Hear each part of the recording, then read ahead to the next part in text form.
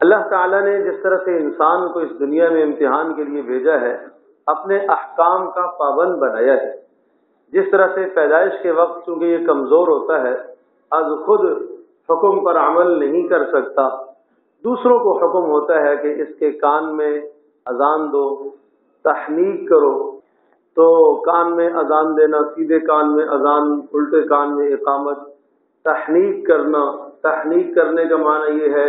کہ کسی نیک بزرگ آدمی سے کھجور چبوا کر وہ اس کے بچے کے تالو کے ساتھ لگانا، یا اسی طرح سے شہد چٹانا، یہ نبی پاک صلی اللہ علیہ وسلم کی سنت ہے۔ اور چونکہ پہلے لعاب اگر کسی نیک شخص کا